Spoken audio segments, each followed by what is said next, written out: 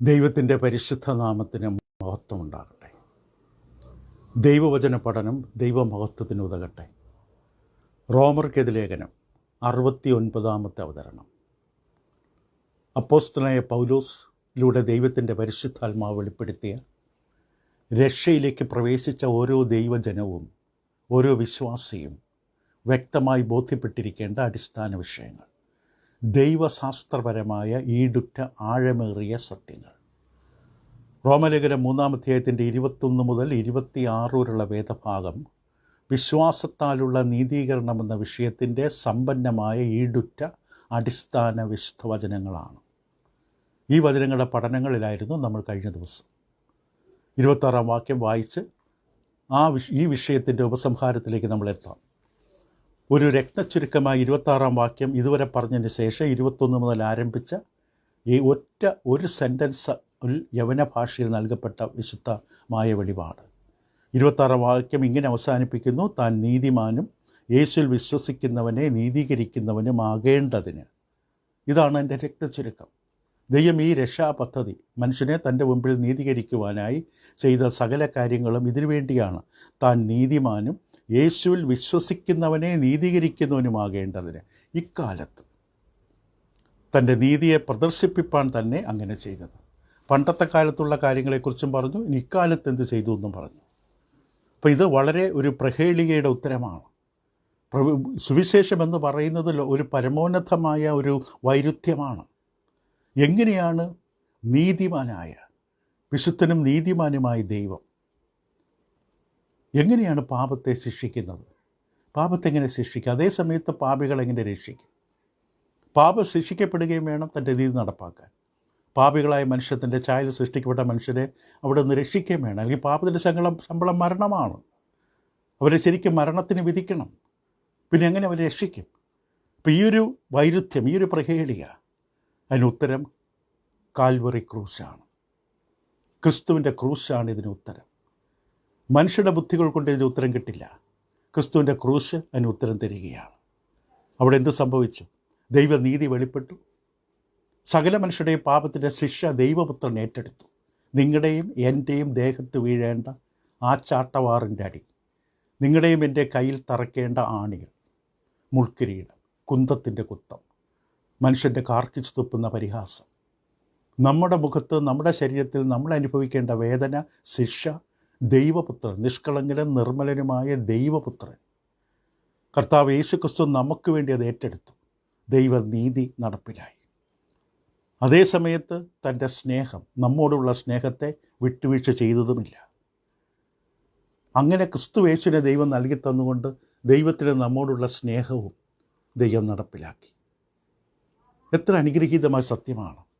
ഇപ്പോൾ ദൈവത്തിൻ്റെ നീതി ദൈവം നടപ്പിലാക്കി, പാപത്തെ ശിക്ഷിക്കുകയും ചെയ്തു. ഇതാണ് കൃപ. ദൈവത്തിന് രക്ഷിക്കാൻ കഴിയാത്തൊരു പാപി പോലുമില്ല. ദൈവത്തിൻ്റെ കൃപയിൽ എത്തിപ്പിടിക്കാൻ കഴിയാത്ത യാതൊന്നുമില്ല. അതേസമയത്ത് സകല പാപികളുടെയും പാപത്തിൻ്റെ ശിക്ഷ കാൽവറി ക്രൂസിൽ ക്രിസ്തുവിൽ നൽകപ്പെട്ടു. ഇത് അനുഗ്രഹീതമായൊരു സത്യമാണ്. കർത്താവ് യേശു നിങ്ങളുടെയും എൻ്റെയും പാപത്തിൻ്റെ ശിക്ഷ നമുക്ക് വേണ്ടി അനുഭവിച്ചു. കർത്താവ് യേശുവിൻ്റെ ക്രൂസിലെ ആ പരമയാഗം കാണുമ്പോൾ ഒരു ചിത്രം കാണുന്ന ലാഘവത്തോടെ കണ്ടു നിൽക്കരുത്. നിങ്ങളുടെയും എൻ്റെ സ്ഥാനത്ത് ക്രിസ്തു ക്രൂസിൽ കിടക്കുകയാണ്, ഭരിക്കുകയാണ്, പീഡിപ്പിക്കപ്പെട്ടു, വേദനിപ്പിക്കപ്പെട്ടു, അപമാനിക്കപ്പെട്ടു. അങ്ങനെയാണെങ്കിൽ കർത്താവ് യേശു ക്രിസ്തു ലോകത്തിലെ പാപങ്ങൾക്ക് വേണ്ടി മരണമടഞ്ഞുവെങ്കിൽ എന്തുകൊണ്ട് എല്ലാവരും രക്ഷിക്കപ്പെട്ടില്ല?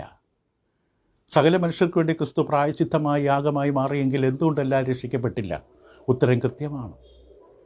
ഈ രക്ഷ എന്ന ദാനം ഒരു മനുഷ്യനെ സ്വീകരിക്കുകയോ തള്ളിക്കളയുകയോ ചെയ്യാനുള്ള അവകാശമുണ്ട്. ഈ ദാനം സ്വീകരിക്കാനോ നിഷേധിക്കാനുള്ള സ്വാതന്ത്ര്യം മനുഷ്യനുണ്ട്. അതുകൊണ്ടാണ് 26 വാക്യത്തിൽ ഇപ്രകാരം തന്നെ എഴുതിയത്: താൻ നീതിമാനും യേശുവിൽ വിശ്വസിക്കുന്നവനെ നീതീകരിക്കുന്നവനും. എല്ലാവർക്കും വേണ്ടി മരിച്ചുവെങ്കിലും യേശു ക്രിസ്തുവിൽ വിശ്വസിക്കുന്നവരെയാണ് ഈ നീതീകരണത്തിലേക്ക് നടത്തുന്നത്. കർത്താവ് യേശുവിൽ വിശ്വസിക്കുക. എൻ്റെയും നിങ്ങളുടെ സ്ഥാനത്ത് നമുക്ക് വേണ്ടി ക്രൂസിൽ മരിച്ച യേശു ക്രിസ്തു നമ്മുടെ സ്ഥാനത്ത് ക്രൂസിൽ യാഗമായി മാറുകയാണെന്ന്, ദൈവപുത്രനാണെന്നൊക്കെ നാം വിശ്വസിക്കണം. രക്ഷിക്കുന്ന വിശ്വാസം അതാണ്. അത് വെറും ബുദ്ധിതലത്തിലുള്ള മനസ്സിൻ്റെ ഒരു അംഗീകാരമല്ല. യാക്കോബ് വ്യക്തമായി പറഞ്ഞു, പ്രവൃത്തിയില്ലാത്ത വിശ്വാസം നിർവ്യാജമാണ്, അല്ലെങ്കിൽ നിർജീവനായാണ്, മരിച്ചതാണ്. വിശ്വാസത്തിൽ പ്രവൃത്തി ഉണ്ടാകണം, അനുസരണമുണ്ടാകണം. യഥാർത്ഥത്തിൽ രക്ഷിക്കുന്ന വിശ്വാസം ജീവിക്കുന്ന, ചൈതന്യമുള്ള, അനുസരണമുള്ള വിശ്വാസമാണ്. അതുകൊണ്ടാണ് പൗലോസ് അപ്പോസ്തലൻ തനിക്ക് ലഭിച്ച കൃപയെക്കുറിച്ച് പറഞ്ഞു, തൻ്റെ ദൗത്യത്തെക്കുറിച്ച് പറഞ്ഞു, വിശ്വാസത്തിന് അനുസരണം വരുത്താൻ. വിശ്വാസത്തിന് അനുസരണമുണ്ട്. കേൾക്കുന്ന കാര്യങ്ങൾ വിശ്വസിക്കുന്ന വ്യക്തി ദൈവം പറയുന്നതനുസരിച്ച് കാര്യങ്ങൾ മാറ്റം വരുത്തും. റോമർ 1:5, റോമർ 16:26.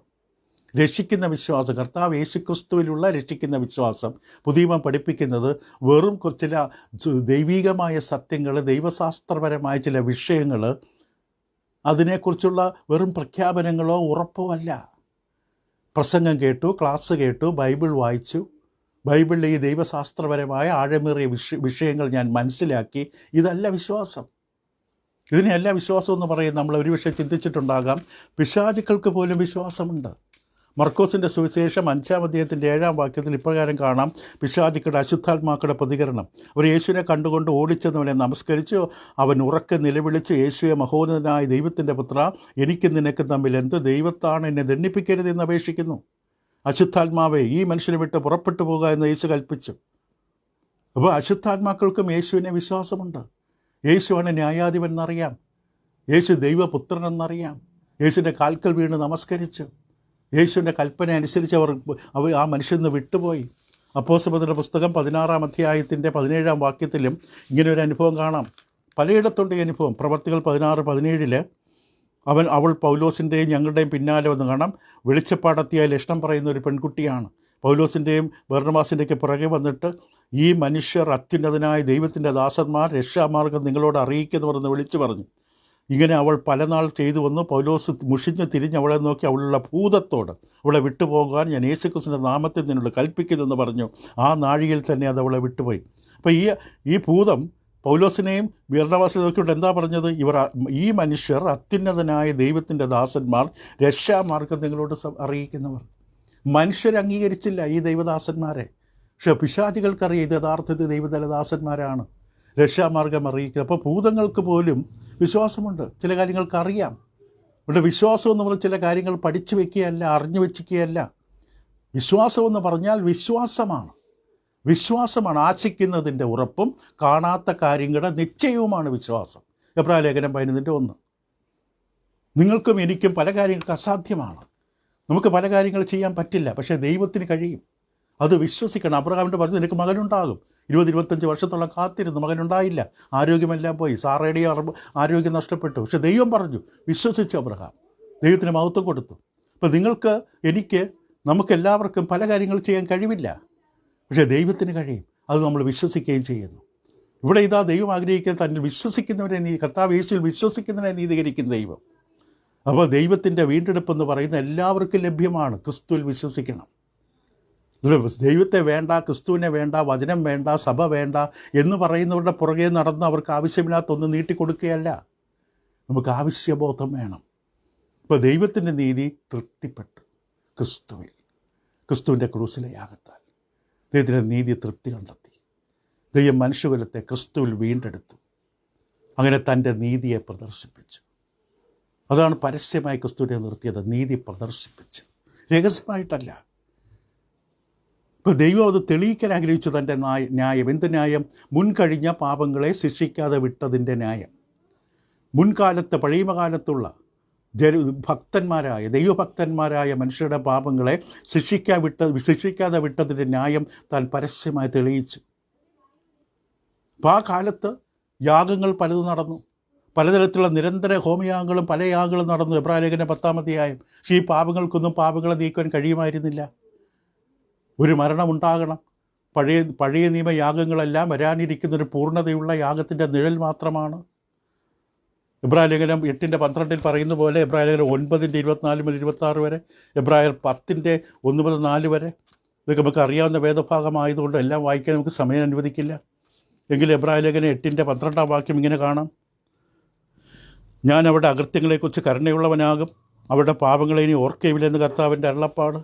9-ാം അധ്യായത്തിൻ്റെ 24 വേദഭാഗങ്ങളിൽ വ്യക്തമായിട്ട് കാണാം.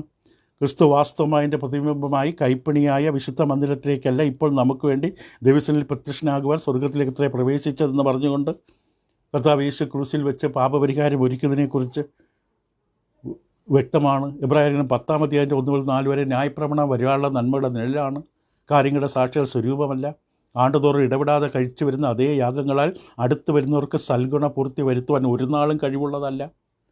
പഴയ നിയമ യാഗങ്ങൾ മൃഗയാഗങ്ങൾക്ക് ഒരിക്കലും ആരാധകനെ സൽഗുണപൂർത്തി വരുത്തുവാൻ കഴിഞ്ഞില്ല. അതെല്ലാം ക്രിസ്തുവിലാണ് സാധ്യമായത്. അപ്പോൾ പഴയ കാലത്ത് ദൈവം അവരുടെ പാപങ്ങളെ ശിക്ഷിക്കാത്ത വിട്ടതിൻ്റെ ന്യായം വ്യക്തമായി കാണിച്ച് ക്രൂസിൽ പരസ്യമായി പ്രദർശിപ്പിച്ചുകൊണ്ട് എൻ്റെ പുത്രനിലൂടെ ആ കടമെല്ലാം വീട്ടി. ഒരു മരണമുണ്ടായിട്ട് ന്യായപ്രമാണത്തിൽ നിന്ന് അവരെ വീണ്ടെടുത്ത് ആ ലംഘനങ്ങളിൽ നിന്നുള്ള വീണ്ടെടുപ്പുണ്ടായി.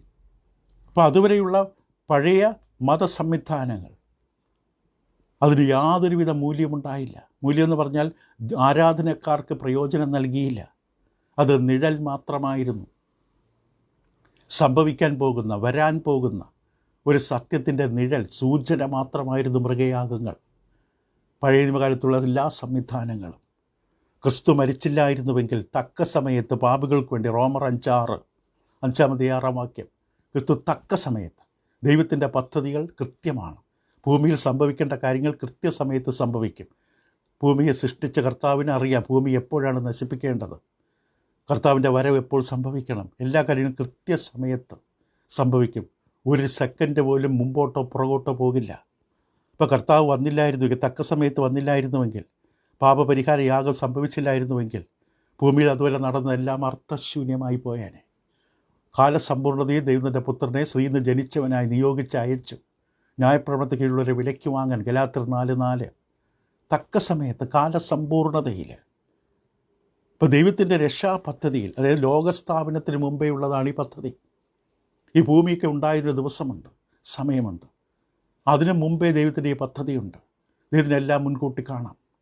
ഇപ്പോൾ മനുഷ്യൻ്റെ രക്ഷാപദ്ധതി, ദൈവത്തിൻ്റെ രക്ഷാപദ്ധതി ലോകസ്ഥാപനത്തിന് മുമ്പ് തന്നെ ക്രമീകരിച്ച ഈ രക്ഷാപദ്ധതി, ആ പദ്ധതി കൃത്യമായി സംഭവിക്കുകയാണ്. അതിൻ്റെ പ്രാധാന്യമുണ്ടായി. പഴയമകാലത്ത് നമുക്ക് ലേവ്യ പൗരോഹിത്യം, മൃഗയാഗങ്ങൾ, പലവിധമായ കാര്യങ്ങൾ നടന്നു. അതിനെല്ലാം പ്രാധാന്യം കിട്ടിയത്, മൂല്യമുണ്ടായത് ലോകരക്ഷകനായ കർത്താവ് യേശു ക്രിസ്തു, ദൈവം മനുഷ്യനായി കടന്നു വന്ന ദൈവപുത്രനായ ക്രിസ്തുവിൻ്റെ പരമയാഗത്തിലൂടെയാണ് എല്ലാത്തിനും പൂർണ്ണത കൈവരുന്നത്. അതുവരെ പ്രപഞ്ചത്തിലുള്ള സകലത്തിനും പൂർണ്ണത കൈവരുന്നത്.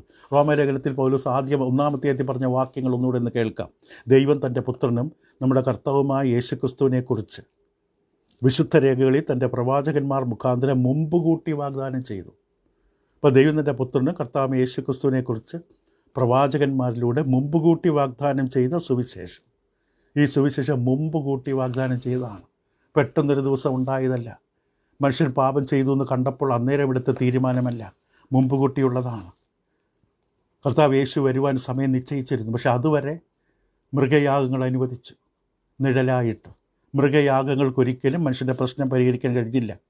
ക്രിസ്തുവിൻ്റെ ക്രൂസിലെ യാഗത്തിൻ്റെ നിഴൽ മാത്രമായിരുന്നു.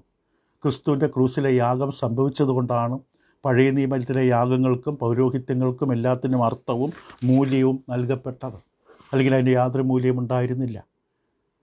ഇതുവരെ ഉണ്ടായിരുന്നു നിഴലായിരുന്നു. ക്രിസ്തു വന്നപ്പോൾ പൊരുൾ വന്നു. ദേഹം വന്നതിന് ശേഷം നിഴൽ ആവശ്യമില്ല. ഇപ്പോൾ കർത്താവ് ക്രൂസിൽ മരിച്ചില്ലായിരുന്നെങ്കിൽ ഭൂമിയിൽ ഒരു മനുഷ്യനും ആത്മരക്ഷ പ്രാപിക്കില്ല. ക്രിസ്തുവിലൂടെ മാത്രമേ മനുഷ്യന് ദൈവത്തോടുള്ള ബന്ധം പുനഃസ്ഥാപിക്കപ്പെട്ട് പാപമോചനം പ്രാപിച്ച് ദൈവമുമ്പിൽ നീതീകരിക്കപ്പെടാൻ കഴിയുകയുള്ളൂ. കർത്താവ് യേശു ക്രൂസിൽ യാഗമായി തീർന്നില്ലായിരുന്നുവെങ്കിൽ ലോകത്ത് ഒരു മനുഷ്യനും രക്ഷ പ്രാപിക്കൽ ആകാശത്തിന് കീഴിൽ മറ്റൊരു നാമം നൽകപ്പെട്ടിട്ടില്ല. എബ്രായ ലേഖനം 9-ാം അധ്യായത്തിൻ്റെ 15-ാം ഭാഗത്തിൽ എബ്രായ ലേഖനം ഇപ്രകാരമാണ് ഈ വിഷയത്തെ ഓർമ്മിപ്പിച്ചത്. എബ്രായർ 9-ന്റെ 15-ാം വാക്യം ഇവിടെ നമ്മൾ വായിച്ച് കേട്ടിട്ടുണ്ടെങ്കിൽ ഒരിക്കൽ കൂടെ ഈ സമയത്ത് ഒന്നുകൂടെ ഒന്ന് വായിച്ച് കേൾക്കാം. എബ്രായ ലേഖനം 9-ാം അധ്യായത്തിൻ്റെ 15-ാം വാക്യത്തിൽ അത് നിമിത്തം ആദ്യ നിയമത്തിലെ ലംഘനങ്ങളിൽ നിന്നുള്ള വീണ്ടെടുപ്പിനായി. ഇപ്പോൾ ആദ്യ നിയമം, പഴയ നിയമകാലത്ത് മോശയുടെ കാലത്തുള്ള ലംഘനങ്ങൾ, അവിടെയുള്ള ഭക്തന്മാരായ വിശ്വാസികളുടെ ജീവിതത്തിലെ ലംഘനങ്ങളിൽ നിന്നുള്ള വീണ്ടെടുപ്പിനായിട്ടൊരു മരണം, യേശുവിൻ്റെ മരണം അതുണ്ടായി.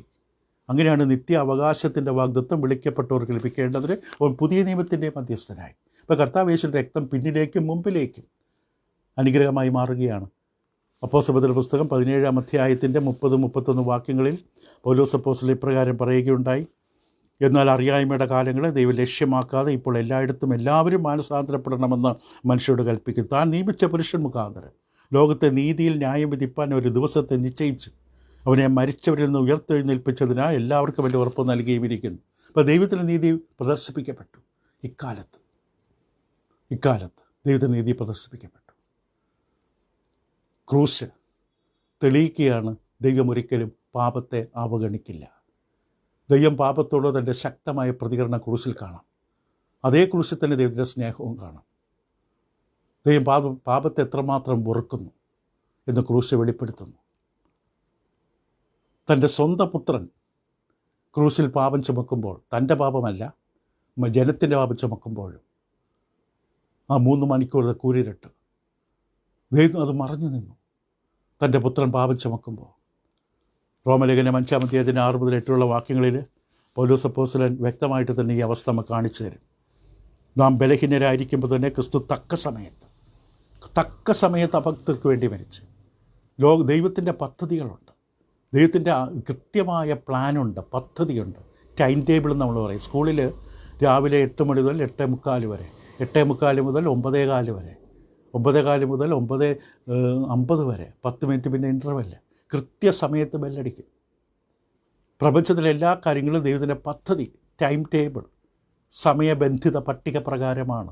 തക്ക സമയത്ത് ക്രിസ്തു അഭക്തർക്ക് വേണ്ടി മരിച്ചു എന്നിവിടെ വ്യക്തമായി പറയുന്നു. എല്ലാം ദൈവത്തിൻ്റെ പ്ലാനിലാണ്. എഫേസ് ലേഖനം 1-ാം അധ്യായത്തിൻ്റെ 9-10 വാക്യങ്ങളിലെ എഫേസ് ലേഖനത്തിൽ പൗലോസ് അപ്പോസ്തലൻ ദൈവാത്മാവിൽ ഇങ്ങനെ പറയുകയുണ്ടായി: അവനിൽ താൻ മുൻ നിർണയിച്ചതിൻ്റെ പ്രസാദത്തിന് തക്കവണ്ണം കർത്താവ് യേശുവിൽ ദൈവമെല്ലാം മുൻ നിർണയിച്ചിരിക്കുകയാണ്. തൻ്റെ ഹിതത്തിൻ്റെ മർമ്മം അവൻ നമ്മോട്, തൻ്റെ ഇഷ്ടത്തിൻ്റെ മർമ്മം നമ്മോട് അറിയിച്ച വചനത്തിലൂടെ. അതെന്താണ് മർമ്മം? അത് സ്വർഗത്തിലും ഭൂമിയിലുള്ളതെല്ലാം പിന്നെയും ക്രിസ്തുവിൽ ഒന്നാക്കി ചേർക്കുക എന്ന കാലസമ്പൂർണതയുടെ വ്യവസ്ഥ. കാലങ്ങൾ അവസാനിക്കുമ്പോൾ ക്രിസ്തുവിലെല്ലാം തിരിച്ചൊന്നാകും. അസാധാരണ വാക്യങ്ങളാണ്, ഒരു വായനയിൽ മനസ്സിലാകണമെന്നില്ല. പ്രവൃത്തികൾ 2:14-24 വരെ. അതുകൊണ്ടാണ് പെന്തക്കോസ്ത് നാളിൽ അപ്പോസ്തലന്മാർ പ്രസംഗിച്ചത് തിരുവെഴുത്തുകൾ എടുത്തുകൊണ്ട്. ഇത് മുൻകൂട്ടി പറഞ്ഞതാണ്, യോവേൽ പറഞ്ഞതാണ്, കൃത്യമായി സംഭവിക്കുകയാണ്. 1 കൊരിന്ത്യർ 10-ാം അധ്യായത്തിൻ്റെ 11-ാം വാക്യത്തിൽ ഇവിടെ പൗലോസ് അപ്പോസ്തലൻ പറഞ്ഞ വാക്യം ഇങ്ങനെയാണ്. 1 കൊരിന്ത്യർ 10:11. ഇത് ദൃഷ്ടാന്തമായിട്ട് അവർക്ക് സംഭവിച്ചു. ലോകാവസാനം വന്നെത്തിയിരിക്കും. നമുക്ക് ബുദ്ധിപദേശം എഴുതിയിരിക്കുന്നു. നമുക്കുള്ള എഴുതി തന്നത് എന്തിനു വേണ്ടിയാണ്? നമ്മൾ വഴിതെറ്റി പോകാതിരിക്കാൻ, ദൈവത്തോട് മത്സരിക്കാതിരിക്കാൻ. ഗലാത്യർ 4:5 കാലസമ്പൂർണതയിൽ ക്രിസ്തുവിനെക്കുറിച്ച് പത്രോസിൻ്റെ 1-ാം ലേഖനം 1-ാം അധ്യായത്തിൻ്റെ 20-ാം വാക്യം. അവിടെ പത്രോസിലൂടെ പറയുന്നത് എന്താണ്? പത്രോസ് എഴുതിയ 1-ാം ലേഖനം 1-ാം അധ്യായം എൻ്റെ 20-ാം വാക്യത്തിൽ ദൈവത്തിൻ്റെ ആത്മാവ് പത്രോസിലൂടെ പറഞ്ഞത് ഇങ്ങനെയാണ്: അവൻ ലോകസ്ഥാപനത്തിന് മുമ്പേ മുന്നറിയപ്പെട്ടവനും അവൻ മുഖാന്തരം ദൈവത്തിൽ വിശ്വസിക്കുന്ന നിങ്ങൾ നിമിത്തമേ അന്ത്യകാലത്ത് വെളിപ്പെട്ടവൻ. ക്രിസ്തുവിൻ്റെ ആരംഭം ബെത്ലഹേമിലല്ല, കാലിത്തൊഴുത്തിലല്ല. കാലിത്തൊഴുത്തിലാണെന്ന് ബൈബിൾ പോലും പറയുന്നില്ല. അവൾ പശുത്തൊട്ടിയിൽ കുഞ്ഞിനെ കിടത്തിയെന്ന് മാത്രമേ പറയുന്നുള്ളൂ. ലോകസ്ഥാപനത്തിന് മുമ്പേ, ലോകം സ്ഥാപിക്കപ്പെടുന്നതിന് മുമ്പേ അറിയപ്പെട്ടവനാണ്. 2-ാം അധ്യായം 1 പത്രോസ് 2:24 വാക്യം. നാം പാപം സംബന്ധിച്ച് മരിച്ച നീതിക്ക് ജീവിക്കേണ്ടതിന് അവൻ തൻ്റെ ശരീരത്തിൽ നമ്മുടെ പാപങ്ങളെ ചുമന്നുകൊണ്ട് ക്രൂശിന്മേൽ കയറി അവൻ്റെ അടിപ്പണരാൽ നിനക്ക് സൗഖ്യം വന്നിരിക്കുന്നു. അതിൻ്റെ 21 മുതലുള്ള വാക്യങ്ങളിലും വ്യക്തമായിട്ട് പത്രോസ് ആ വിഷയം അവതരിപ്പിക്കും. 1 പത്രോസ് 2-ാം അധ്യായത്തിൻ്റെ 21 മുതലുള്ള വാക്യങ്ങൾ. അതിനായിട്ടല്ലോ നിങ്ങളെ വിളിച്ചിരിക്കുന്ന ക്രിസ്തു നിങ്ങൾക്ക് വേണ്ടി കഷ്ടം അനുഭവിച്ച് നിങ്ങൾ അവൻ്റെ കാൽച്ചുവട് പിന്തുടരുവാനായിട്ട് മാതൃക വെച്ചേച്ച് പോയിരിക്കുന്നു. അവൻ പാപം ചെയ്തിട്ടില്ല, അവൻ്റെ വായിൽ വഞ്ചനയൊന്നും ഉണ്ടായിരുന്നില്ല. തന്നെ ശകാരിച്ചിട്ട് പകരം ശകാരിക്കാതെയും കഷ്ടം അനുഭവിച്ചിട്ട് ഭീഷണം പറയാതെയും ന്യായമായി വിധിക്കുന്നവനിക്കൽ കാര്യം പരിമേൽപ്പിക്കത്ര ചെയ്തു. അങ്ങനെ എല്ലാ ദൈവത്തിൻ്റെ പദ്ധതി പ്രകാരം സംഭവിക്കണമെന്ന് ക്രിസ്തു നന്നായിട്ടറിയാം. തിരുവെഴുത്തുകൾ പ്രകാരമാണ് തൻ്റെ ജീവിതത്തിലെ എല്ലാ കാര്യങ്ങളും. അപ്പോൾ വിശ്വാസം രക്ഷയ്ക്കുള്ള മാനദണ്ഡമാണ്. വിശ്വാസമില്ലാതെ ദൈവത്തിൻ്റെ അടുക്കൽ ആർക്കും നിൽക്കാൻ പറ്റില്ല, പ്രാർത്ഥിക്കാൻ പറ്റില്ല, ആരാധിക്കാൻ പറ്റില്ല. വിശ്വാസം, ദൈവത്തിലുള്ള വിശ്വാസം, അത് പഴയ കാലത്തും ഈ കാലത്തും ആവശ്യമാണ്. അപ്പോൾ വിശ്വാസമെന്ന് പറയുന്നത് പഴയ കാലത്തുള്ളവരെ സംബന്ധിച്ച് ഉണ്ടാകാൻ പോകുന്നൊരു കാര്യത്തെ മുൻകൂട്ടി കണ്ടുകൊണ്ടവർ വിശ്വസിച്ചു. നമ്മെ സംബന്ധിച്ച് പിൻകാല പ്രാബല്യമാണ്. കാൽവരി ക്രൂശ് നമുക്ക് പിറകിലാണ്, പഴയ കാലത്തുള്ളവർക്ക് മുമ്പിലാണ്. നമുക്കറിയാം ക്രൂശിൽ കർത്താവ് യേശു നമുക്ക് വേണ്ടി മരിച്ചു, ആ രക്തം മുന്നോട്ടൊഴുകിയാണ്. പഴയകാലത്തെ പ്രവാചകന്മാരെ നയിച്ചത് ക്രിസ്തുവിൻ്റെ ആത്മാവെന്ന് പറഞ്ഞ് അതുകൊണ്ടാണ്. ഇപ്പോൾ ക്രിസ്തുവിൻ്റെ ക്രൂശ് ദൈവനീതി വെളിപ്പെടുകയാണ്, പ്രദർശിപ്പിച്ചു. ദൈവത്തിൻ്റെ നീതിയെ പ്രദർശിപ്പിപ്പാൻ താൻ നീതിമാനാണ്, തൻ്റെ സ്വഭാവത്തിൽ താൻ വിശ്വസ്തനാണ്, തൻ്റെ സ്വഭാവം കണ്ണടച്ച് കളയില്ല. പോട്ട് സാരമില്ലെന്ന് വെച്ചുകൊണ്ട് മനുഷ്യൻ്റെ പാപത്തെ അവഗണിച്ച് കളയില്ല. ഓരോ പാപവും എണ്ണി എണ്ണി ശിക്ഷിക്കപ്പെടണം. ഓരോ ലംഘനത്തിനും ന്യായമായ പ്രതിഫലം കൊടുക്കണം, അതായത് ശിക്ഷ കൊടുക്കണം. ഇബ്രാഹിം 2 അധ്യായം. മനുഷ്യ പാപത്തിൻ്റെ ശിക്ഷ മുഴുവൻ ദൈവം തന്നെ തൻ്റെ പുത്രനിലൂടെ ഏറ്റെടുത്തു, അനുഭവിച്ചു. എന്തു വലിയ ഭാരമായിരുന്നിരിക്കണം അത്. ആ മരക്കുരിശിൻ്റെ തടിക്കഷ്ണത്തിൻ്റെ ഭാരത്തിലൂടെ കാണിച്ചിരുന്നതാണ്, ആ മുൾക്കിരീടത്തിലൂടെ കാണിച്ചിരുന്നതാണ്. തൻ്റെ ഹൃദയം പൊട്ടി തകർന്നു, അപമാനിക്കപ്പെട്ടു. എന്നിട്ടും ഈ പാപത്തിൻ്റെ ശിക്ഷ നീതിമാനായ ദൈവം നടപ്പിലാക്കി. എന്നിട്ട് അതേ മാർഗം തന്നെ രക്ഷയ്ക്കുള്ള മാർഗവുമാക്കി. തൻ്റെ സ്നേഹം പ്രദർശിപ്പിക്കാൻ തൻ്റെ ഏകജാതനായ പുത്രനിൽ വിശ്വസിക്കുന്നവന്. ഇങ്ങനെ ക്രൂശിൽ ദൈവം തൻ്റെ പുത്രനെ നൽകിയതുകൊണ്ട് എല്ലാവരും രക്ഷിക്കപ്പെട്ട് സ്വർഗത്തിൽ പോകില്ല. ഇത് വിശ്വസിക്കുന്നവന് നശിച്ചു പോകാതെ, അല്ല ബാക്കിയുള്ളവരൊക്കെ നശിക്കും. നിത്യജീവൻ പ്രാപിക്കേണ്ടതിന് വിശ്വസിക്കുന്നവർക്ക് നിത്യജീവൻ ഏകജാതൻ്റെ പുത്രനെ നൽകുവാൻ തക്കവണ്ണം ദൈവം സ്നേഹിച്ചു. ദൈവം നീതിമാനാണ്, നീതീകരിക്കുന്നവനുമാണ്. അപ്പോൾ ക്രൂസിൻ്റെ സുവിശേഷം, ക്രിസ്തുവിൻ്റെ സുവിശേഷം ദൈവത്തിൻ്റെ പ്രദർശനമാണ്, തൻ്റെ നീതിയുടെ പ്രദർശനം, നമ്മുടെ പാപത്തിൻ്റെ തെളിവ്. നമ്മുടെ പാപം എത്ര ഭയാനകമാണെന്നുള്ള ചിത്രം കൂടിയാണ്. അപ്പോൾ ക്രൂശ് ദൈവത്തെ സാന്ത്വനിപ്പിച്ച്, ദൈവത്തെ സമാധാനിപ്പിച്ച്, അതോടൊപ്പം അത് രക്ഷയ്ക്ക് കാരണമായി. അതുകൊണ്ടാണ് റോമലേഖനം 8 പറഞ്ഞത്, ക്രിസ്തുവേശുള്ളവർക്ക് യാതൊരു ശിക്ഷാവിധിയുമില്ല. ജീവൻ്റെ ആത്മാവിൻ്റെ പ്രമാണം. എനിക്ക് പാപത്തിൻ്റെയും മരണത്തിൻ്റെയും പ്രമാണത്തിൽ നിന്ന് ക്രിസ്തുവേശുവിൽ സ്വാതന്ത്ര്യം വരുത്തി. ഇതാണ് യഥാർത്ഥ സ്വാതന്ത്ര്യം. ക്രിസ്തുവേശുവിൽ നമുക്ക് ലഭിച്ച ആത്മീയ സ്വാതന്ത്ര്യം. ജഡത്താലുള്ള ബലഹീനത നിമിത്തം ന്യായപ്രമാണത്തെ കഴിയാത്തതിനെ സാധിപ്പാൻ ദൈവത്തിൻ്റെ പുത്രനെ പാപജഡത്തിൻ്റെ സാദൃശ്യത്തിലും പാപനിമിത്തവും അയച്ച് പാപത്തിന് ജഡത്തിൽ ശിക്ഷ വിധിച്ചു. ദൈവം സാധിപ്പിച്ചൊന്നും മനുഷ്യർക്ക് സാധിക്കാത്തത്. എപ്പോഴും അങ്ങനെയാണ്. നമുക്ക് സാധിക്കാത്തത് നമ്മൾ ദൈവത്തിലേക്ക് തിരിഞ്ഞാൽ മതി. ദൈവം നമുക്ക് വേണ്ടി എല്ലാം ചെയ്തു തരും. പക്ഷേ ദൈവത്തെ വിശ്വസിക്കണം. പക്ഷേ നമ്മൾ ജഡത്തെ അല്ല, ആത്മാവിനെ അത്രേ അനുസരിച്ച് നടക്കണം. അതായത് വചനപ്രകാരം നടക്കണം. അപ്പോൾ പറഞ്ഞ് നമുക്ക് ഉപസംഹരിക്കാം. ഇതിനു തന്നെ പൗലോസ് തൻ്റെ ദൈവത്തിൻ്റെ രക്ഷാപദ്ധതിയിൽ വിശ്വാസത്തിൻ്റെ പ്രാധാന്യത്തെ എടുത്തു പറഞ്ഞു. അതിനെക്കുറിച്ച് കൂടുതൽ പറയാൻ പോവുകയാണ് 4 അധ്യായത്തിൽ.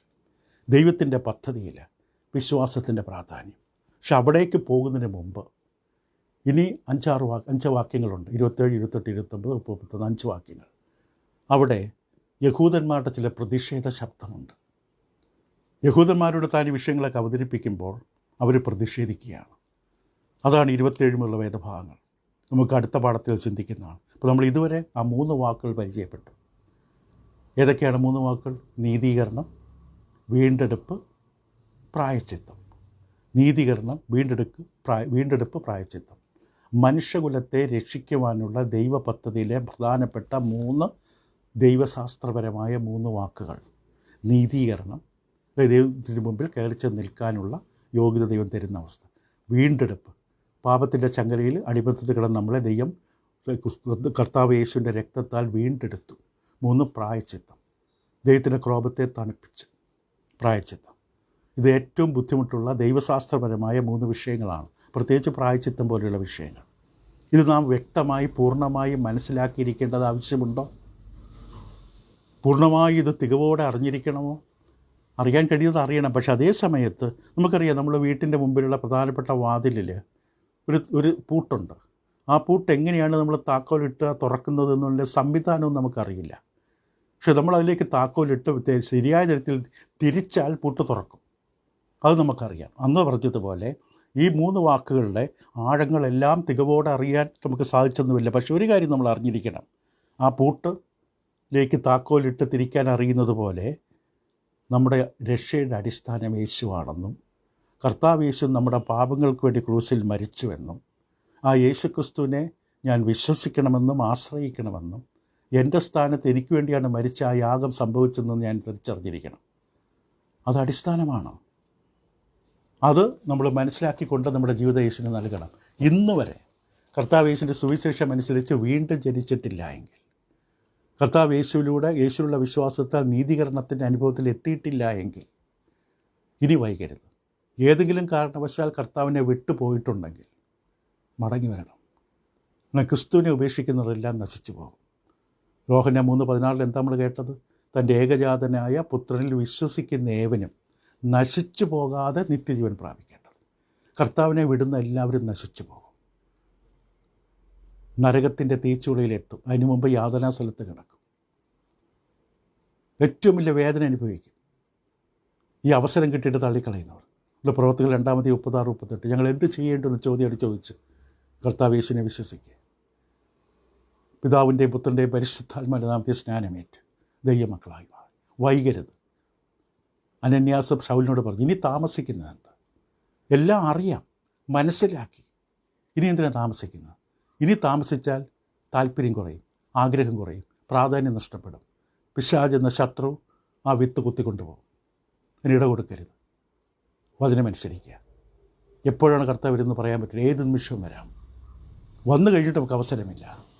ഇപ്പോൾ മാത്രമാണ് അവസരം. അതുകൊണ്ട് ഇന്ന് അവൻ്റെ ശബ്ദം കേൾക്കുമ്പോൾ തീരുമാനമെടുക്കുക. തീരുമാനം നമ്മളെടുക്കണം. കർത്താവ് എല്ലാവർക്കും വേണ്ടി മരിച്ചു, സകല മനുഷ്യർക്ക് വേണ്ടി മരിച്ചു. കർത്താവ് യേശു ക്രിസ്തു ദൈവം തന്നെ നമ്മുടെ ശിക്ഷ ഏറ്റെടുത്തു. ജീവിതം കൊണ്ട് നന്ദി കാണിക്കാം. നമുക്ക് കർത്താവിനെ സ്നേഹിക്കാം.